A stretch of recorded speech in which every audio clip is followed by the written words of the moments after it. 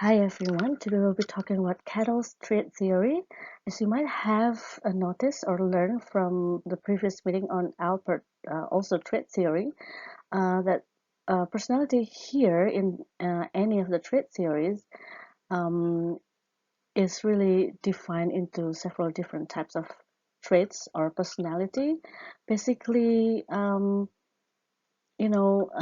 something that's more relevant to our day-to-day life whenever we are trying to define someone's personality, or whenever we want to, whenever we are trying to define someone's characteristic. Like, we can say that someone is really intelligent, or someone is really outgoing, someone is introvert. So basically we are dividing or identifying people into several different personality types.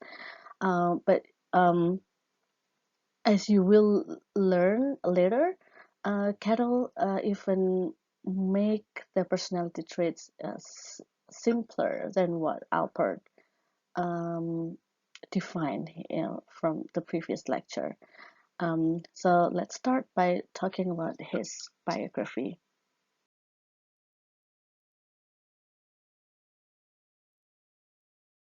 So Cattell was born as Raymond Bernard Cattell on March 29, 1905, long time ago, in Staffordshire, England, and he would say that he had a happy childhood. And he said that his parents had a high standard of behaviors of their children, but they were permissive enough in letting their children find ways to spend their spare time. So Cattle, his siblings, and their friends loved going outdoors. They went to the cave, and they went to the river and had experiences with drowning and falling from cliffs. And then during the World War I, he saw that one of his neighbor's mansion was turned into a hospital. So this is where he saw many injured soldiers returning from the Battle of France, um, receiving treatment at that mansion turned into hospital. So he said that it seems that this experience turned him into a serious young boy. So he started to think about life, and made him aware of the brevity of life and the need to accomplish while one might. So he started to realize that maybe life is short, um, um, and so do what you can to accomplish when while you can, like something like that. So this kind of principles in life that Kettle has, about like doing what you can while you can, might have actually shaped his high dedication to his work. So he was really, really hardworking. So Kettle was very highly competitive with an older brother. He even wrote of the problems of maintaining his own freedom of development while confronted with this brother who he said could not be overcome. Carol was really smart, and we can see here that at the age of 16, he was already enrolled in the University of London to study physics and chemistry. So it wasn't psychology, it was physics and chemistry. And he graduated in 3 years with honors. But at the same time, even though he was studying physics and chemistry, he developed an interest in social issues, and that's probably also related to the situation at that time, with um, with the war that was happening during that time, and his childhood experience, with the World War I.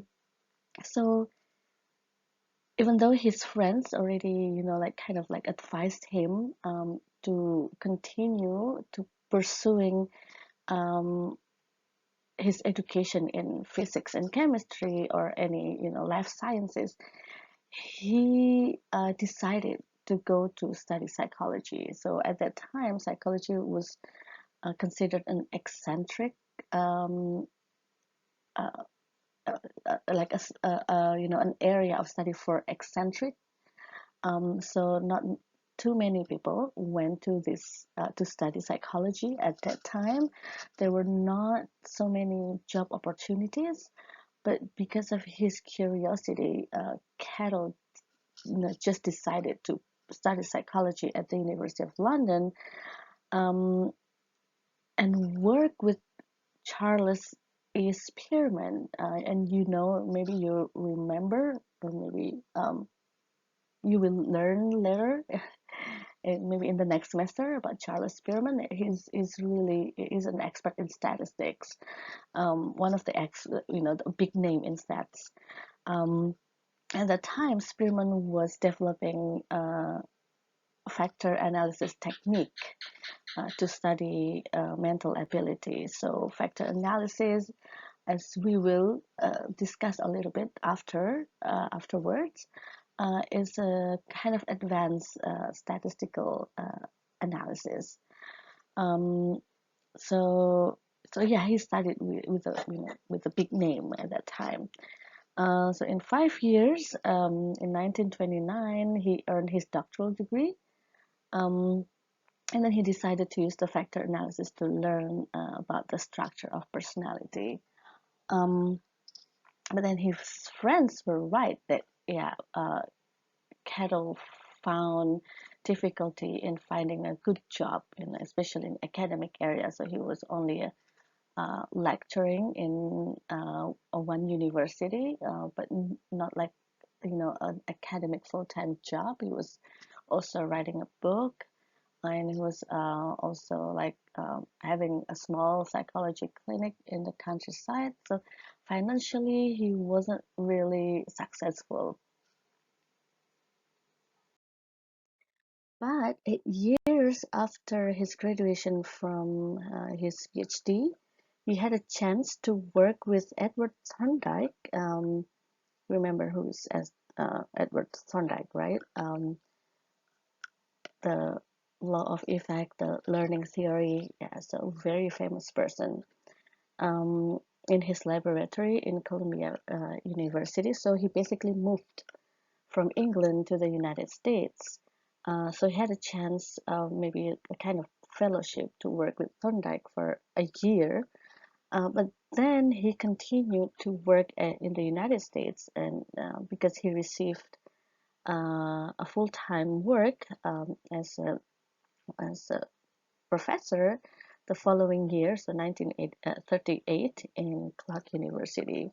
In 1941, he finally moved to Harvard, and at that time, he also worked with Gordon Albert. Gordon Albert. We just talked about his theory in the last meeting, and William Sheldon. Sheldon is famous with body type personality. Yeah, so the personality that is um, associated with the body type, or yeah. So they were his colleagues at the time. So Cattell continued, his work and personality, and in 1997 he was given the Gold Medal Award for Life Achievement in Psychological Science from the APA, because, as you will learn later, that actually his trait theory was not really being used uh, in his time. Yeah, but later on, contemporary psychologists started to use his measures and his way in measuring personality, because it is considered an objective measure, and we will see later that it is based on scientific evidence. So yeah, that's a brief biography about Raymond Cattell. So let's talk about the overview of Cattell's personality theory. So first, the most important thing is that according to Cattell, the aim of studying personality is to predict a person's behavior in a given situation. So it's not meant to change someone's personality or someone's behavior. We just want to study people's personality. We just want to study people's characteristic. That's Cattell's aim, to study personality. And unlike other personality theories, as you learned in early in the earlier in this course, um, Cattell's research did not take place in clinical settings, so his subjects were the so-called normal people, so not clinical clients or clients or patients. Um, and again, his aim was to study their personalities, not to treat it. Yeah, basically not to change anything, just to measure the personality, because he believes that it is impossible to treat or to change someone's behavior or personality without fully understanding what it is that we have to treat. So before we talk about changing someone's behavior or someone's personality, we need to understand first about the pattern, about the dynamics, about the types of the personality. Then we might, we might be able to figure something out, maybe to change a little bit about someone's personality. And Cattell's theory put a great emphasis on empirical research, so based on scientific evidence through observations and the use of a lot of data. It's really a big data. So because of this, actually one of the strong points or the strengths of his theory are its comprehensiveness and the fact that it is based on empirical data. So it's not only like observation about your own kids or like a qualitative observation, like subjective observation about one a single patient or one single client, something like that. But it is really based on empirical research with a big data.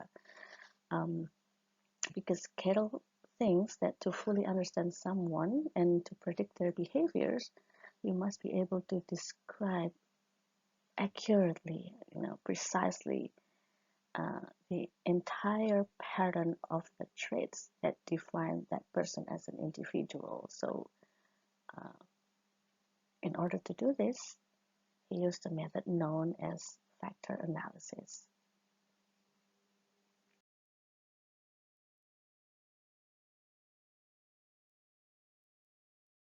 So factor analysis is a method that Cattell used to treat the data that he obtained, that huge number of data. So what is actually factor analysis? So it is a statistical technique. As I said previously, it's an advanced statistical technique based on correlations between several measures, which may be explained in terms of the underlying factors. So the factor analysis involves assessing the relationship between each possible pair of measurements taken from a group of subjects to determine common factors. So, for example, there are two measures and we try to find the overlapping factors between these two measures. We want to find the similarities between these two measures. Basically, that's the simple way to explain it. So the scores from two tests or two subscales from the same test are analyzed using statistics to determine the correlation between them. If the result is that the correlation between the tests is high, it can be concluded that both measures actually inform the same personality factor. And because they are highly correlated, so it does not really make sense to consider them as two separate um, variables. So from factor analysis results, these two measures that are highly overlapping, shown from the high correlation index, will be combined into a single dimension or factor. So for example, guilt proneness and introversion subscales from a test are analyzed. If the correlation is high, then the two subscales, the guilt proneness and introversion will be combined into a single factor that describes the information provided by both sets of data. So I don't know how it would be, but maybe guilt proneness and introversion will be, I don't know, maybe social anxiety or like um, social guilt or something like that. Um, but yeah, the way to label the combined um, new factor or the new combined factor is depending on the researcher or the group of researchers. Um, so yeah, so that's factor analysis. You try to find similarities, to try to find common factors between two different measures, and if you find that they are highly correlated, then you combine them into one factor, and then you label this new combined factor into something else, something like that.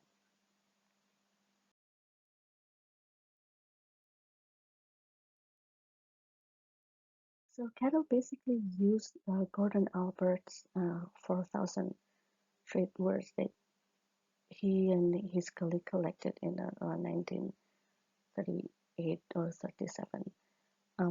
So using the factor analysis, he found common factors between these 4,000 trait words, and then he simplified into only 16 factors. That's why later we will discuss that his personality traits or personality factors is called 16PF, 16 personality factors.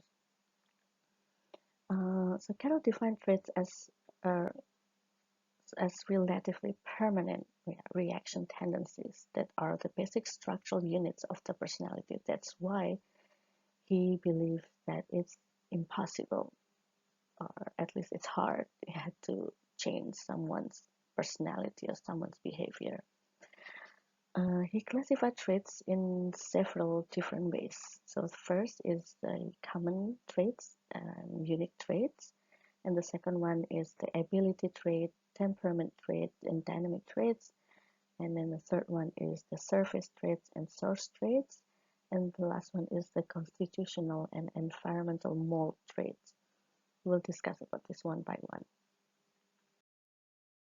So similar to Alport's initial proposition on personality traits, um, Cattell also divided traits into common and unique traits. So the common trait uh, is a trait possessed by everyone to some degree. So everyone has this trait.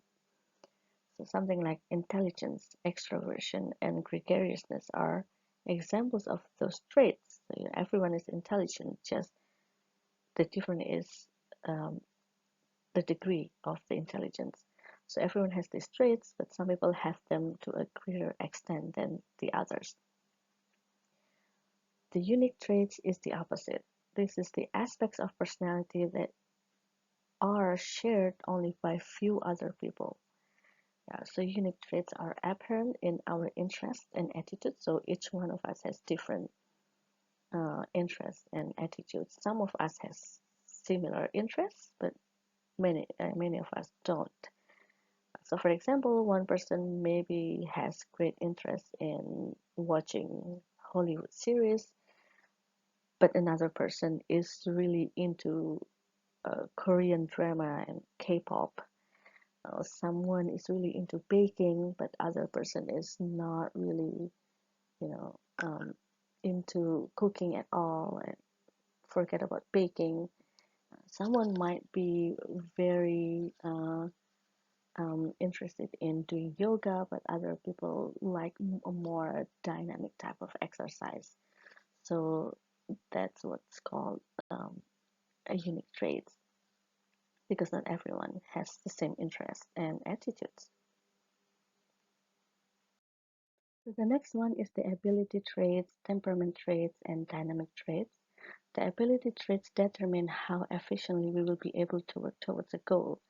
So intelligence can be considered as an ability trait because our level of intelligence will affect the ways in which we strive for our goal. Um, the temperament traits describe the general style and emotional tone of our behavior, like how assertive, how easygoing, or how irritable we are. So these traits affect the ways we act and react to certain situations. The dynamic traits is the driving forces of the behavior. It's the motivating forces. It's what motivates us to do something. So they are the traits that define our motivations, interests, and ambitions. And then next is the surface and source traits. Surface traits is the personality characteristics that correlate with each other but do not make up one factor because they are not made up of one source. So it can be composed by several elements. Um, it is unstable and not permanent, which makes it not a good indicator or predictor of personality. So example of surface trait is neuroticism. Uh, it consists of some elements like anxiety, irrational fear. Um, so the neuroticism is the surface traits, while the anxiety, the irrational fear, might be uh, the source traits of the neuroticism. Yeah. So source traits are the unitary personality factors that are much more stable and permanent than the surface traits. It's, each source trait appears in some aspects of behavior, and source traits are those individual factors derived from factor analysis that combine to account for surface traits. So yeah, the anxiety and irrational fear uh, that is combined into a surface trait called neuroticism. And then the constitutional and environmental mold traits, basically biological versus environment. Yeah, constitutional traits originate in biological conditions but are not necessarily innate. So, for example, alcohol intake can lead to careless behavior, slurred speech, and talkativeness. So, it's not innate. Yes, we're not born with a high level or low level of alcohol intake. I mean, that's not necessarily genetic, right? Um, so, factor analysis will indicate that these characteristics are source traits. But the environmental mold traits derive from influences from the social and physical environments, and these traits are learned. So these are learned characteristics and behaviors that impose a pattern on the personality.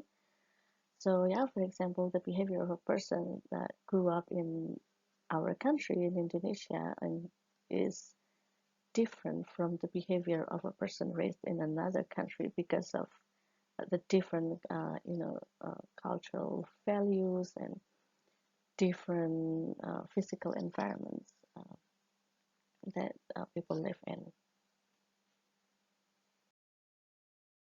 So let's talk about source traits. This is considered as the basic factors of personality. So through the years of research, around 2 decades, Cattell identified, as I also already mentioned previously, 16 source traits as the basic factors of personality. And from this, he developed 16 personality factor or 16PF questionnaire, which is a non-projective personality test using these 16 personality factors. Um, so here with the 16PF questionnaire, you can score high, low, or somewhere in between on these basic personality factors. And it's very important to remember that in Cattell's system, the source traits are the basic elements of personality, just as atoms are basic units of the physical world. So it's really, really the basic of anyone's personality that we see from the surface. So the 16 personality factors include warmth, reasoning, emotional stability, dominance, liveliness, rule consciousness, social boldness, sensitivity, vigilance, abstractedness, privateness, apprehension, openness to change, self-reliance, perfectionism, and tension. And then you can see from here, what does the low scorer means and high scorer means for each of the factor. For example, the factor A for the warmth, low scorer in this factor means that the person is reserved, aloof, and detached. High scorers in this warmth, in this factor, is outgoing, warm-hearted, and easygoing. And for factor B, the reasoning, the low scores means that the person is low, has low intelligence, high scores has high intelligence, and the last factor, the Q4, attention, low scorers means that the person is very relaxed, tranquil, composed, while the high scorer in this factor is the person looks really tense, driven, and fretful. And if you're curious about yourself, you can actually try online 16PF for free. And this is only for educational purpose. So you can try. There are items. I think it's 134 items. You can just, click um, your agreement to the statements. And then you'll get the result. Yeah. So this is the link here. Yeah. I think it's good for you to try it out, at least for fun, and at least you know how it looks like, um, how Cattell actually defines someone's personality using this measure. Another important trait in Cattell trait theory is the dynamic traits. That's the motivating forces of our personality. So Cattell described dynamic traits as the traits concerned with motivation. It's associated with motivation, which is an important issue in many personality theories. We also saw in previous lecture, Albert also talked about motivation. So there are two dynamic motivating traits. One is called ergs and another one is called sentiments. So ergs is permanent constitutional source traits that provide energy for goal-directed behavior. So ergs are the basic innate units of motivation.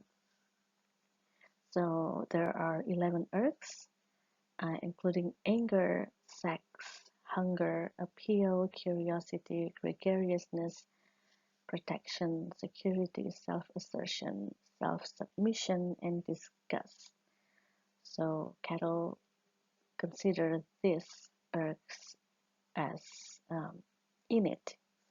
So yeah, we are born with this 11 ergs. Um, on the other hand, sentiments are environmental mold source traits because they derive from external social and physical influences. So unlike the permanent erg, a sentiment, um, because it results from learning, it can be unlearned and can disappear so that it is no longer important to a person's life. So maybe something like irrational fear, it can be a result of learning. Maybe there was a trauma in the past or modeling from the parents' behavior that caused some anxiety or fear about something irrational. So this can be unlearned through some cognitive behavioral therapy, for example. Yeah, but anger, sex, hunger, appeal, curiosity, gregariousness, protection, security, self-assertion, self-submission, and disgust, according to Cattell, cannot be unlearned. So we are born with that, and that's permanent.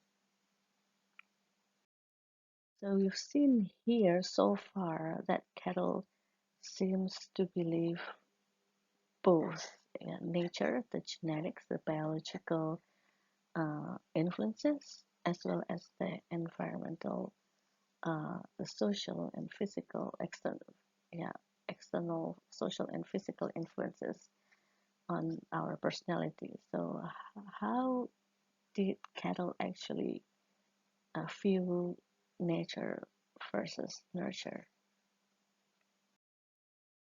So Cattell actually really researched, yeah, similarities between twins who were raised in different families and twins who were raised in the same family, as well as non-twin siblings raised by the same family and raised in different families. So from his research, results showed that for some traits, heredity plays a major role, according to Cattell. Okay, that's Cattell's research. So, for example, Cattell's data suggests that 80% of intelligence, or factor B, the reasoning, and 80% of timidity versus boldness, the factor H, can be accounted for by genetic factors. And his conclusion is that overall, a third of our personality is genetically based, and two-thirds is determined by social and environmental influences.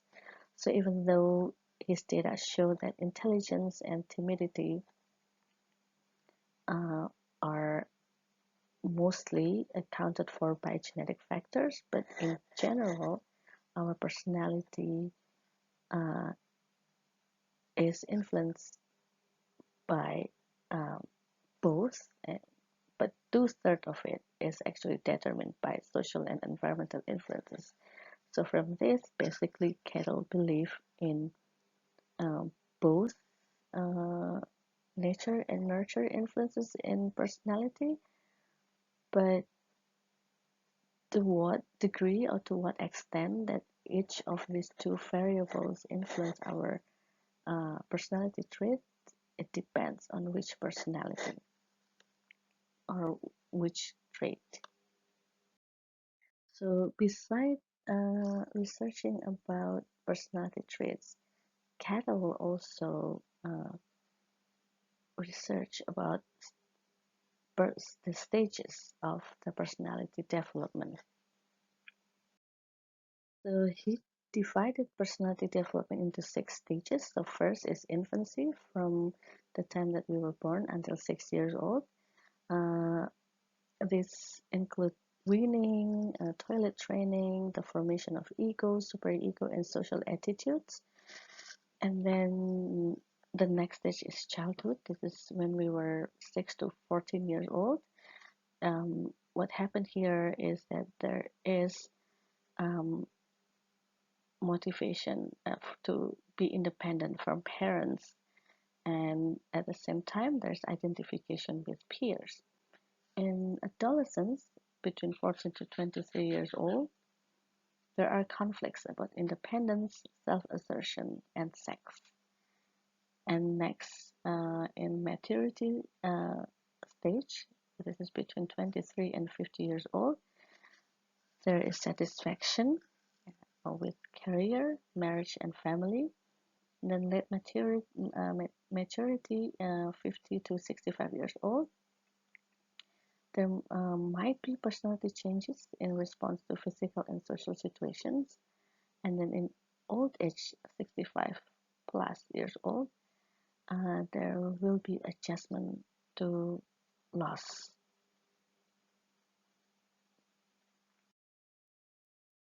So Cattell believe that the infancy, 0 to 6 years old, is the major formative period of personality. So this is basically the golden age. Yeah.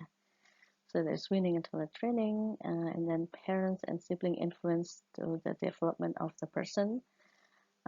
Social attitudes develop along with the ego and superego. Feelings of security or insecurity, attitudes towards authority, and a possible tendency to neuroticism. So basically, our personality is developed during these years based to Cattell. So Cattell didn't really follow Freud, But Cattell also agreed with the idea that the early years of life are crucial. So yeah, this is similar to Freud's idea that the early years of life are crucial in personality formation, and that oral and anal conflicts can also affect personality. That's why he's also talking about weaning, yeah, weaning from the mother's breast, the breastfeeding period, and the toilet training, yeah, the anal period, that can affect personality. Childhood between 6 to 14 years old. Yeah, he believes that this stage marks the beginning of a trend toward independence from parents and an increasing identification with peers. And we've seen this. Uh, yeah, maybe we can reflect on our own experience when we were in this age. Yeah, we started to be we wanted to be more independent from the parents. Yeah, like we felt like we wanted to be free from the parents. So uh, Cattell said it's even started in childhood. Yeah, between 6 years old, from the 6 years old. Um, so because of this, yeah, because of this need to be independent, to be free from the parents, some psychological problems started to show. In adolescent stage, an even more problematic and stressful stage emerges during this period, um, because we wanted to be even more free and more independent from the parents than ever before. Yeah, it was already started, and this is like the time when you just really wanted to be free. Emotional disorders and delinquency may be evident as young people experience conflicts centered on the drafts for independence, self-assertion, like I am who I am, and sex. And then in maturity stage, this is quite long, from 23 to 50 years old. Cattell believes that people are generally productive at this stage, and they they tend to have satisfying time for career, marriage, and family. And the personality becomes to be less flexible, so it's becoming even more stable. It also causes emotional stability to increase, so personality becomes to be more stable, and the emotion also becomes to be more stable. Um, and at this stage, there's little change in interest and attitude. So whatever the interest that we have during this stage, from the age of 23, it doesn't really change until we're 50 years old. That's what he said. And then in that maturity, between 50 to 65 years old, uh, there is a sort of personality development again here in response to physical, social, and psychological changes. So in the previous stage, in maturity, the personality becomes to be more stable. But then there is physical, social, and psychological changes due to the, changes in physical health, aging, so health, figure, and physical attractiveness may decline, and the end of life may be in view. So there might be some changes in terms of the personality at this stage, because during this phase, people start to re-examine their values and search for a new self. So changes in personality is possible, although it may not change a lot, but there are some shifts maybe in terms of attitudes about life, view about life, about other people, about ourselves during this stage, according to Cattell. And in old age, 65 plus years old, people deal with many kinds of losses, such as death of loved ones, relatives, friends, loss of career due to retirement, maybe social status, um, especially in a culture that worships youth, and physical attractiveness, and that tries to avoid aging, old people move to the bottom rank of the social hierarchy. So the elderly tend to be perceived as someone who is weak. They cannot work anymore. It's better for them to just stay at home, and maybe from someone who was very successful in terms of their his or her career, and then he or she has to stay at home and taking care of the uh, grandchildren. So there are like different social status. Yeah. um and also, yeah, and aging, we tend to sort of like worship, yeah, youth. um like people try to be as young as possible whenever they can, and people try to look young, in our society, in it's universal in general, yeah, globally. Most people try to be younger and look younger. So people who look old, they will be considered weak, and they move down to the bottom rank of the social hierarchy. And people in the old age also experience a pervasive sense of loneliness and insecurity because of so many losses and the change of social status in this stage. So there might be also some shift in the personality, but not at this stage. It's not a lot. So Cattell's view on human nature. So first, let's look at his definition of personality. So Cattell believed that for a behavior to be predictable, it must follow a certain pattern, and it has to be consistent. So too much of spontaneity will make behavior difficult to predict. We have to remember that his aim of studying personality is to predict someone's behavior in a given situation. So it means that his view is very deterministic. So yeah, he needs to see a pattern to be able to define someone's character, someone's personality, or to be able to predict someone's behavior in to respond as a particular situation. And then there's no ultimate goal to dominate that dominates behavior, no theological drive for self-actualization, and no psychosexual conflicts to push us from the past. So what matters is the present. The Cattell accepted the influence of both nature and nurture. So, for example, the constitutional traits are biological, while the environmental mold traits are learned. And his view is moderate on in terms of uniqueness versus the universality debate, because he believes in both common traits and unique traits. Yeah, so whether personality traits is universal or not, well, it depends. You see the common trait. You are talking about the common traits or the unique traits. Common traits will be universal. Unique traits will be something unique.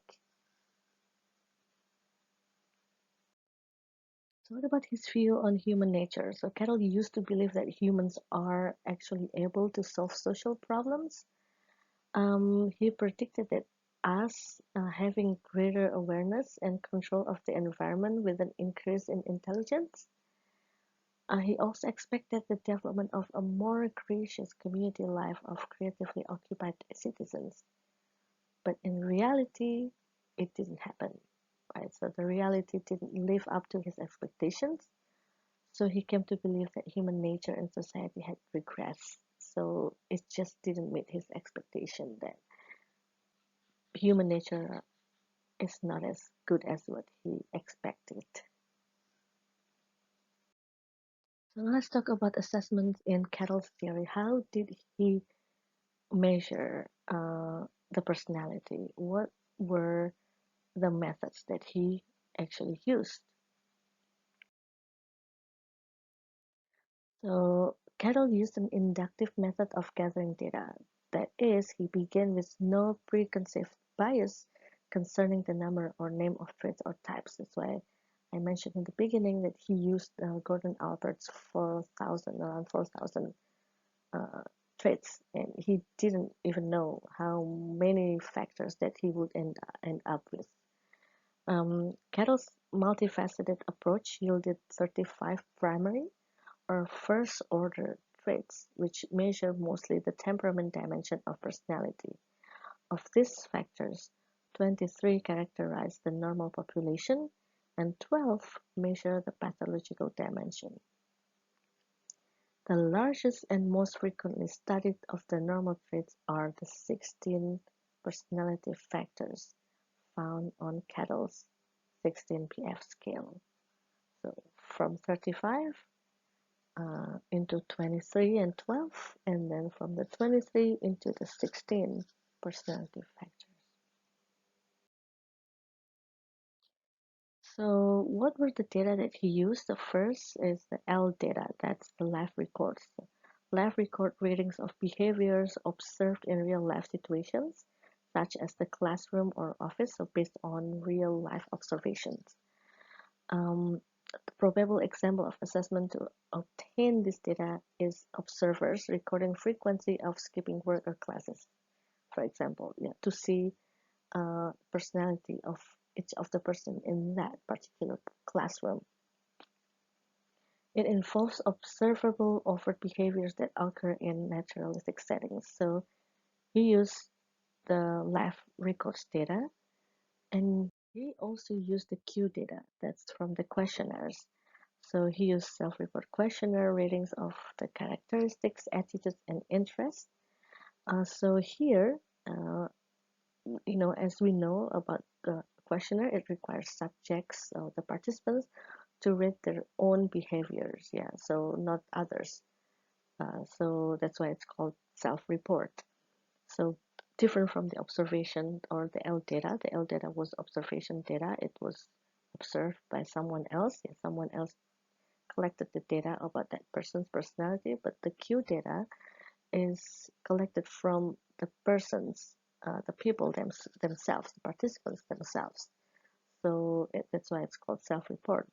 Of course, there are limitations because subjects cannot give answers that reflect the true nature of their personality because some might lack self-awareness. We might not actually know about our own personality. So yeah, if we might think we know, but we might actually not knowing about every single thing about ourselves. We might have to ask someone else, to tell us about ourselves.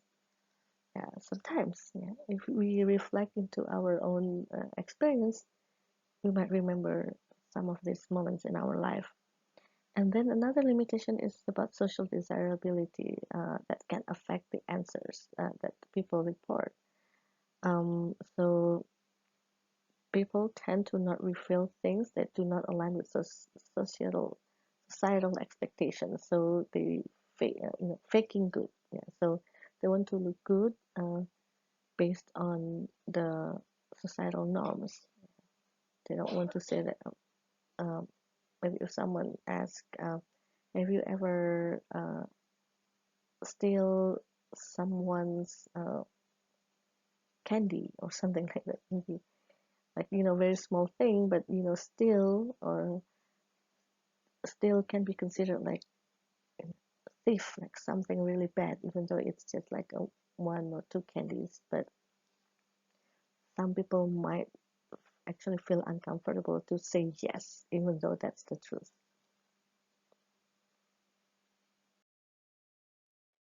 And then another uh, type of data is the T data, that's the personality test. So personality tests use objective tests. Here, subjects respond to test items without knowing what aspect of behavior is being evaluated. It complements the Q data by making it difficult for a subject to truly knowing what is being measured. Therefore, The responses are harder to distort, making it harder to conceal a person's personality.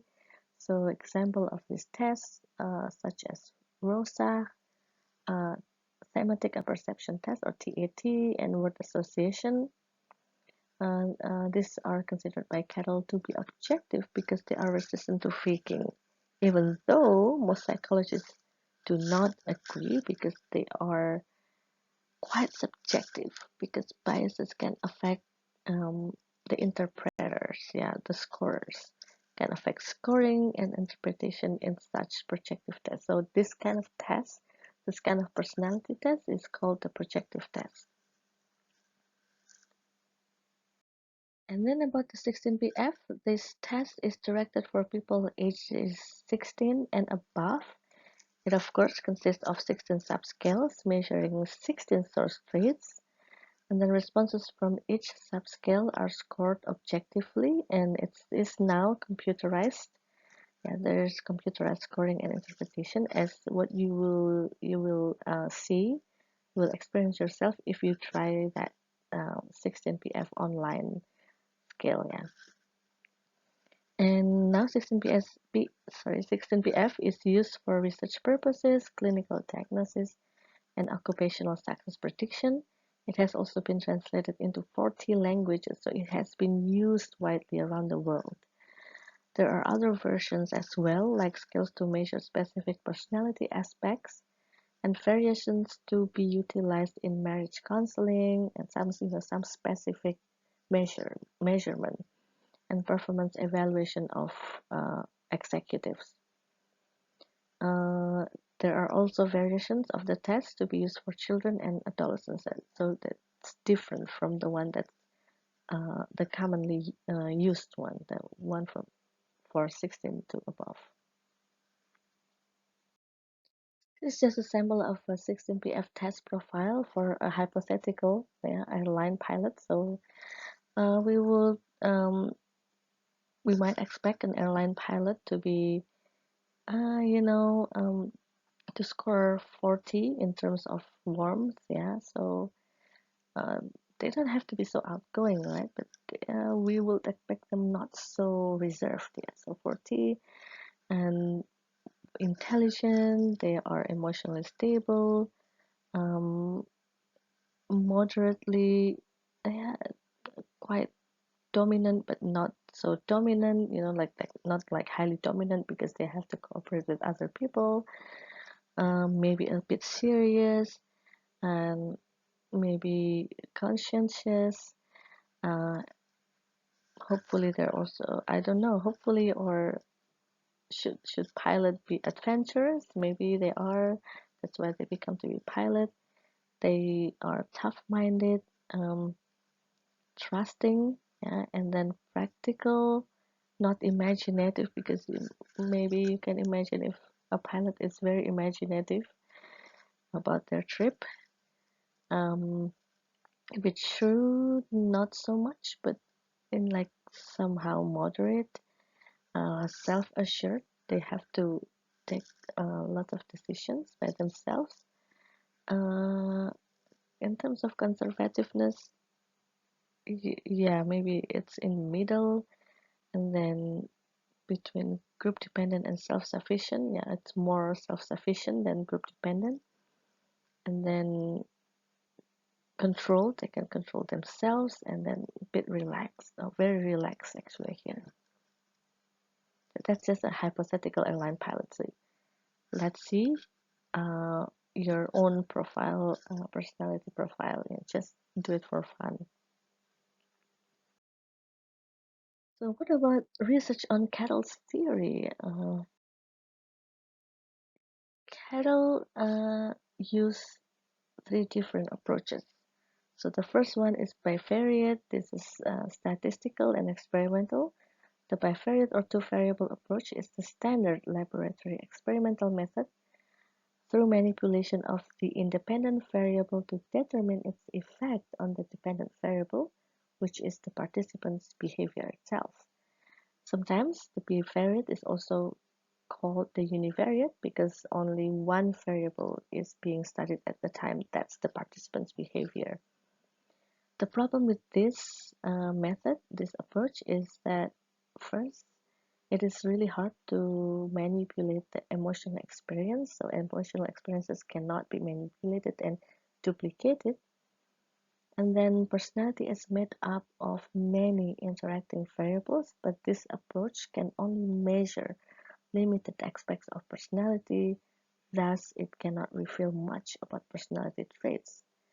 The second approach is clinical approach. It includes case studies, dream analysis, free association, and similar techniques. It is highly subjective, yeah, depending on the interpreter.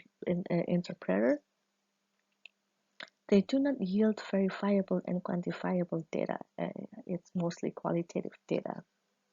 And then the multivariate approach is Cattell's method of choice. Yeah, his preference. Yeah, he's really big in using multivariate approach. So this is Cattell's method of choice in his study of personality because it yields highly specific data. This method uses a statistical procedure of factor analysis. There are two techniques in multivariate, R and P. The R technique involves collecting large amounts of data from a group of people. And then correlations among all the scores are made to determine personality factors or traits, while the P technique involves collecting a large amount of data from a single subject over a long period of time. So that's the P is the longitudinal one. Yeah. So the R could be the cross-sectional uh, method. Yeah. So and the P is the longitudinal uh, data collection method. So for example, from a factor analysis of 16PF test data from 3,000 male subjects ages 12 to 18, Cattell concluded that three source traits were determined primarily by heredity, the factor F, I, and Q3, and three from the environment, the factor E, G, and Q4, based on using this multivariate approach. And research on 16PF actually shows that 16PF can predict marital stability, and then the test uh, can be faked by subjects presenting themselves in a better light through their answers. It can be tested in many cultures, but for some languages, a literal or direct translation of the test items is not possible, so it's not entirely culture free. Yeah, and it yielded results indicating that some source traits are primarily inherited, while others are determined primarily by environmental influences, as what Cattell already expected. And then 16PF can identify 16 source traits of personality that is evidence based. Yeah, that's shown by the empirical data that 16PF can really identify 16 source traits of personality. And then it is also used for research, clinical diagnosis, and predicting success on the job. Some reflections on Cattell's theory. First, people are uh, critiquing about the subjectivity and the complexity of the theory. So despite Cattell's legitimate claim that factor analysis is an objective, precise technique, critics note that the opportunity exists for subjectivity to affect the outcome. So the researcher's subjectivity includes what test to use, what aspect of behavior to measure, which factor analytic technique to apply, because there are many techniques, what level of statistical significance will be accepted as appropriate, and how the identified traits are labeled uh, are subject to personal influence. So yeah, even though we can, Cattell say that the data is really objective, but actually it's not really, yeah, because as a researcher ourselves, yeah, as researchers, we determine what type of tests to be used in any of our study, right? That's by itself. Some critics already say that that's by itself is subjective. It's the researcher's personal bias because that's the researcher's personal preference based on experiences, based on their own beliefs or attitudes about something. So yeah, even from that stage, from in doing research, there is a certain uh, level of subjectivity. And then the naming of the factors, as I mentioned earlier, yeah, is also depending on the researcher. Yeah, so I can name 16 PF, 16 personality factors as in totally different names, you know, uh, if I wanted, for example. Yeah, so if I was the one who found the 16 personality factors before Cattell, I could have named them totally different, yeah, from what Cattell's named them, something like that, basically. So if the names are ambiguous in any way, they may not accurately express the nature of the factors. So if that's why in of course in doing this type of analysis, researchers most of the time they don't work by themselves. They are often work in a group, yeah, a group of researchers. They have assistants, they have other people to rate their personal choices or to label the factors. Um, so actually, that can, uh, or at least that can minimize the subjectivity of the researcher. And then the sheer quantity of his work and the complexity of the factor analytic method are among the reasons why his theory was not widely accepted at that time, because it was really complicated. Yeah, and until now, yeah, factor analysis is really complicated. But right now, there are so many softwares that we can use to just, we could just enter the data and then just do the factor analysis. Also, we still have to have a very comprehensive understanding about the factor analysis, but at least right now with the computer, with some softwares, like R, M+, AMOS, SPSS, yeah, we can analyze the data used in factor analysis in much simpler way than what in Cattell's time when he did the research.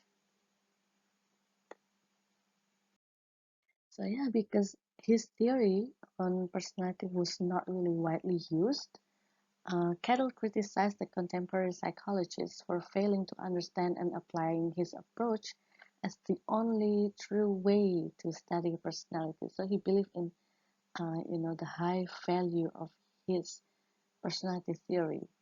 So he remained convinced that one day, yeah, this theory would predict human behavior as precisely as how astronomers predict the movements of the planets. So he was really convinced. Despite all that, he is still widely regarded as the founding father of personality trait approach, as well as one of the most influential psychologists of the 20th century, because actually his uh, personality theory was started to be used widely in around 1990s, yeah, because of the advancement in the technology, yeah, and the statistical analysis. So people started to realize that, oh yeah, this is a good method, yeah, to measure personality at the time. And then there's also from the side of the behavioral genetics, um, the area of study focusing on the connection between genetics and personality, that's actually initiated by Cattell. Yeah, so because of the Cattell's view on nature and nurture, that both are you know, both play important roles in someone's personality. Then people started to study about you know about the influence of each of nature and nurture for each of the human personality aspects or traits. And his theory is still very relevant to this day, and that's why we're still studying Cattell's uh, theory of personality. Okay, so that's all. If you still have more questions about Cattell's trait theories, please feel free to type in your questions, and I will try my best to respond to your questions uh, here. Thank you.